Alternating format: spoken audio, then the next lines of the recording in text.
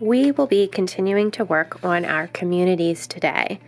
And for me, and that is to create more smaller details in my work.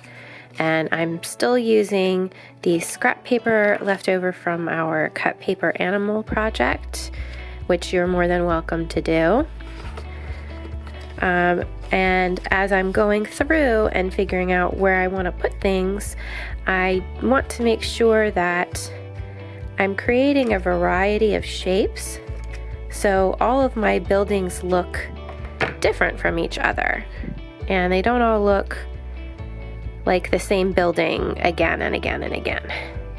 And I'm not gluing yet because I'm trying to decide how I want my buildings to look first. But try and make sure that each thing in your picture has at least a detail. Like I should not leave the hospital and the ambulance just white with nothing.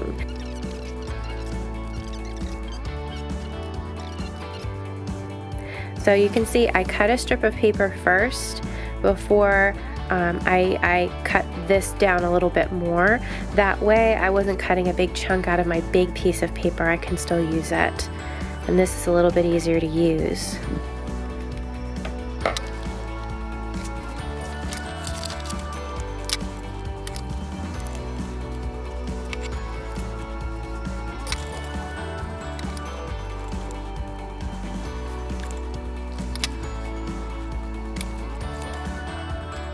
I thought it might be fun to have a tire swing, but cutting a hole out of a small circle like that is really hard.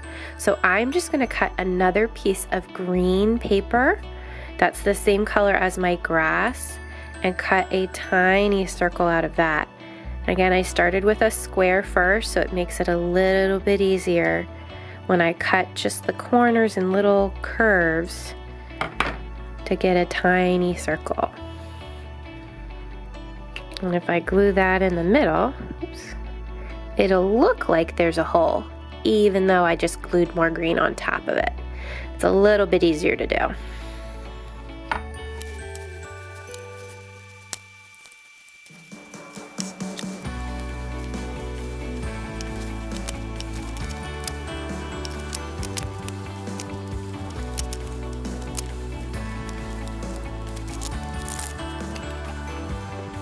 And I'm going to make some flower pots.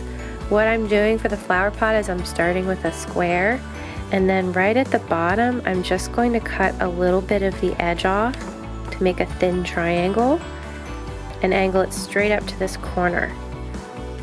So again, I just angled up to the corner to make a pot. And if you're still working on trees, you could reuse these as maybe other little branches coming off of your tree trunk. You could use these as little branches coming off your tree trunks.